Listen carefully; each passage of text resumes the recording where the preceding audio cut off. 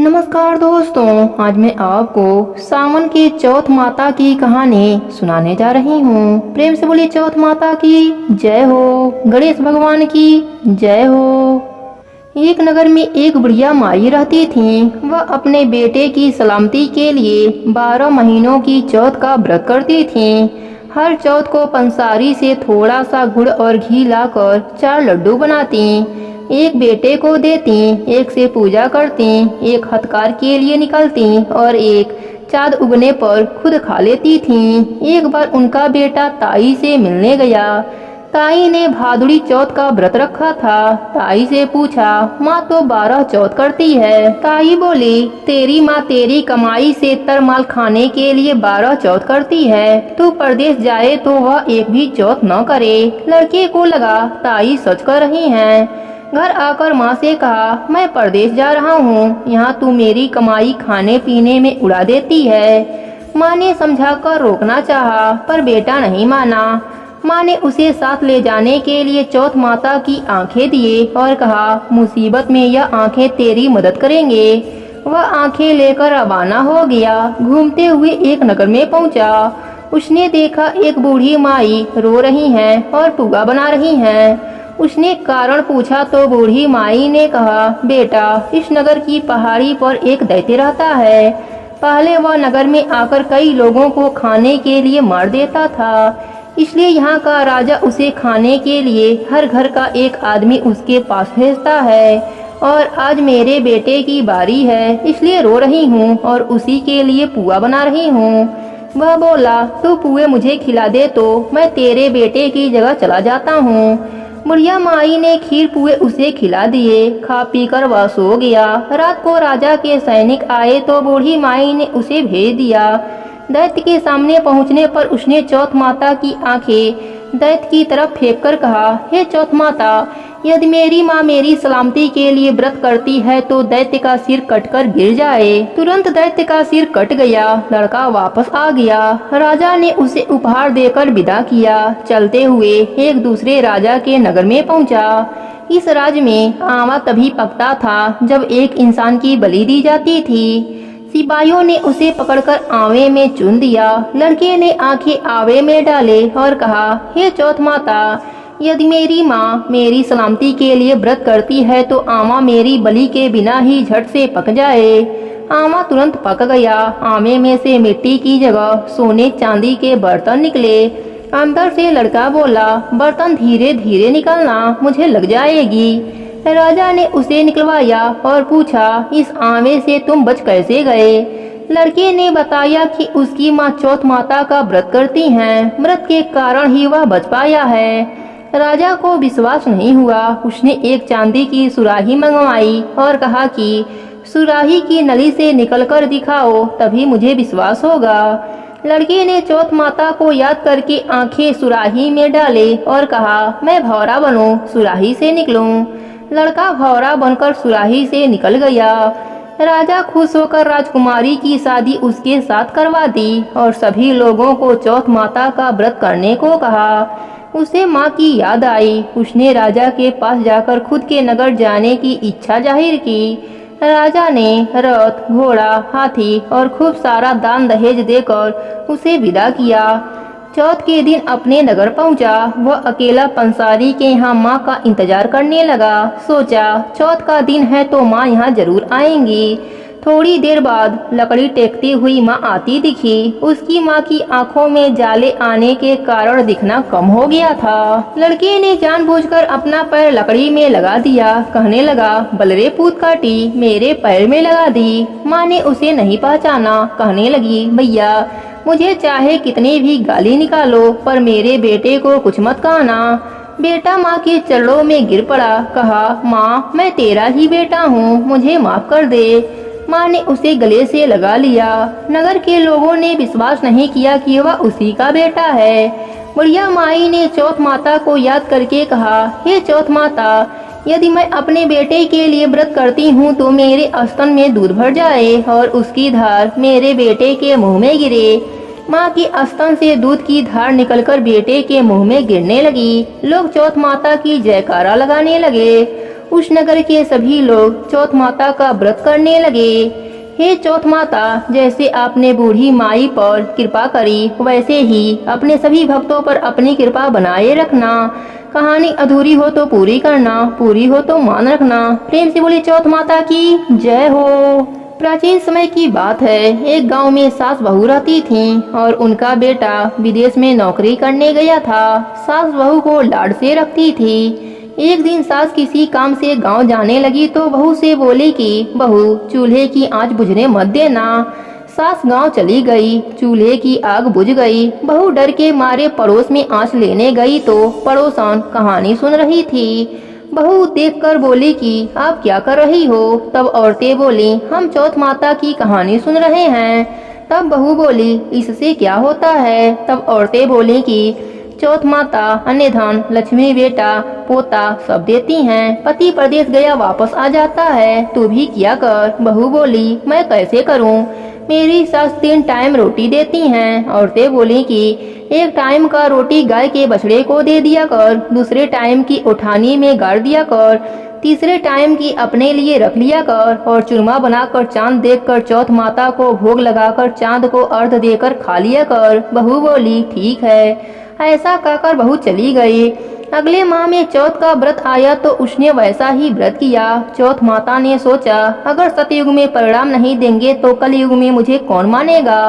चौथ माता सपने में पति से बोली कि घर जा, तुझे सब याद करते हैं। वह एक सेठ के यहाँ मुनीम का काम करता था। वह बोला कि लेने वाले लेने आएंगे, देने वाले देने, तो मैं कैसे जाऊं। चौथ माता ने कहा, कल घी का दीपक जलाकर बैठ जाना, देने वाले दे जाएंगे और लेने वाले ले जाएंगे। पति ने ठीक वैसा ही किया और सेठ से हिसाब करके घर आने लगा। रास्ते में एक सांप मिला, बोला, मैं तुझे खाऊंगा। उसने कहा, मैं अपने घर वालों से मिल लूं, फिर तुम मुझे खा लेना। वह घर आ गया। पत्नी ने दरवाजा खोला पर वह किसी से कुछ नहीं बोला। वह जाकर सो गया। उस दिन चौथ का व्रत था। पत्नी ने व्रत किया था। वह जौ देख रही थी। वहीं पट्टे पर चौथ, आंखें, चूरमा, दीपक सब रखा था। वह सांप घर में आ गया और उस लड़के के कमरे में चला गया। चौथ माता ने सोचा, यह सांप इसको खा जाएगा, कुछ करना चाहिए। तब दीपक ढाल बन गया, आंखों का तलवार बन गया और सांप को काटकर ढाल से ढक दिया। पति यह सब देख रहा था। सांप के मर जाने के बाद पत्नी से बोला। पत्नी बोली, आप तो मुझसे बोले ही नहीं। तब पति बोला, क्या बोलता, यह देख, मेरा काल साथ आया था, वह मर गया।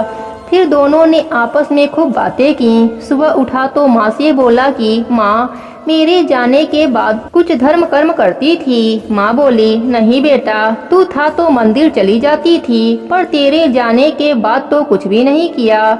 फिर उसने कहा, बहू से पूछो। माँ बोली, यह क्या करेगी, इसको तो मैं 3 समय खाना देती थी। बहू ने कहा, मैं करती थी। सास बोली, क्या करती थी। बहू बोली, मैं चौथ का व्रत करती थी। सास ने कहा, क्या सबूत है। वह बोली, बछड़े से पूछ लो।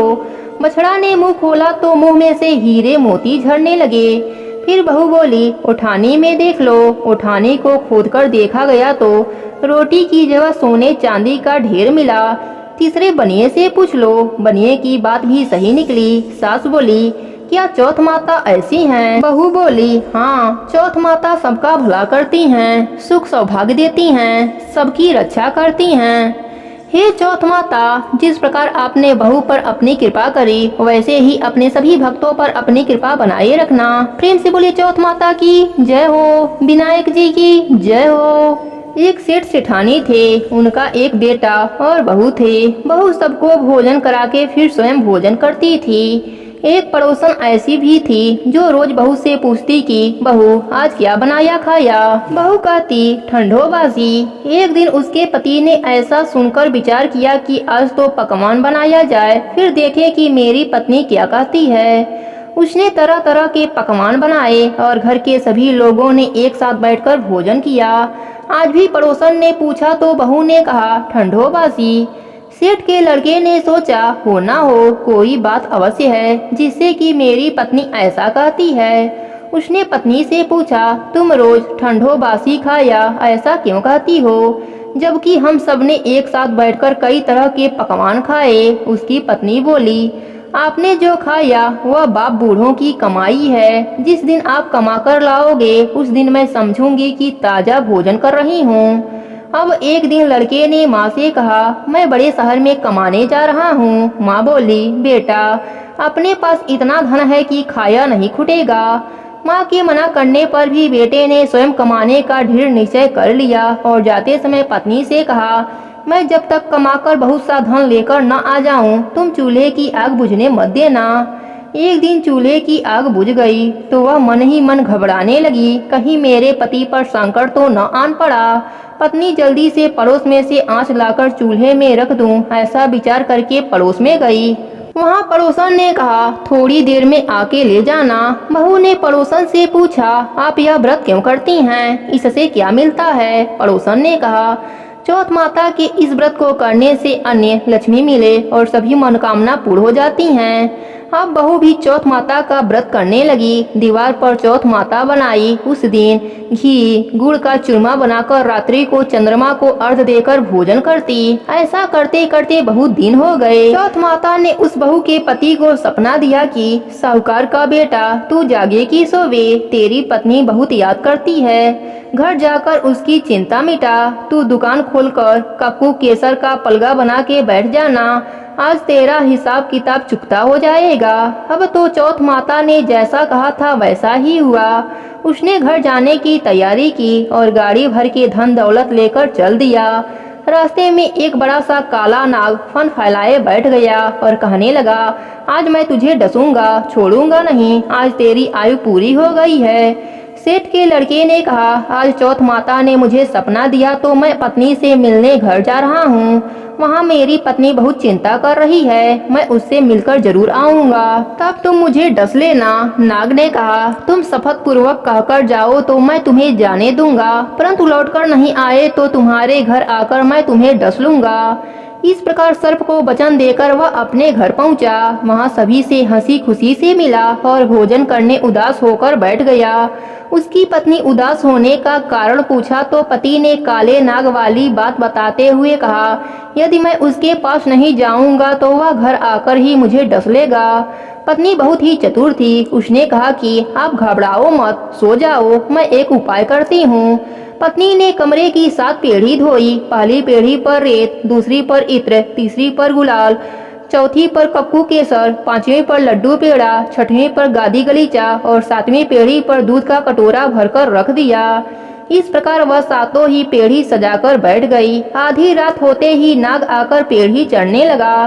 पहली पीढ़ी पर रेत में लोट-पोट गया और कहने लगा कि सेठ की बहू ने आराम तो बहुत दिया, पर बचनों से बंधा हूँ, सो डसूंगा अवश्य ही। इसी प्रकार 7 पीढ़ियों पर नाग आराम करता हुआ और कहता हुआ कि डसूंगा जरूर कमरे में जाने ही वाला था कि चौथ माता ने विचार किया कि मैं इसे नहीं बचाऊंगी तो संसार में धर्म कर्म और व्रत पूजन को कौन मानेगा। अब गणेश जी, चंद्रमा जी और चौथ माता ने उसको बचाने का विचार बनाया। चंद्रमा जी ने उजाला किया, चौथ माता ढाल बनी और गणेश जी ने तलवार लेकर नाग को मार दिया और ढाल से ढक दिया। अब बहू भी थकी हारी सो गई। दिन उगा तो लोग बेटे से मिलने आए, परंतु बेटा बहू तो उठे ही नहीं थे। बहुत देर हो गई तो माँ उन्हें उठाने गई। माँ ने 7 पीढ़ियों पर जो कुछ देखा तो बहुत घबराई और बेटा बहू को आवाज लगाने लगी। बेटा बहू उठे तो देखा कि एक ढाल तलवार वहीं पड़ी है। अब ढाल उठाई तो वही काला नाग मरा पड़ा है। बेटा बहू ने सोचा कि आज तो धर्म कर्म ही आड़े आए। जो गणेश भगवान जी, चौथ माता जी ने अपनी रक्षा की। हे चौथ माता, हे विनायक जी, जैसे आपने सेठ के बेटे की रक्षा करी वैसे ही अपने सभी भक्तों पर अपनी कृपा बनाए रखना। प्रेम से बोली चौथ माता की जय हो, विनायक जी की जय हो।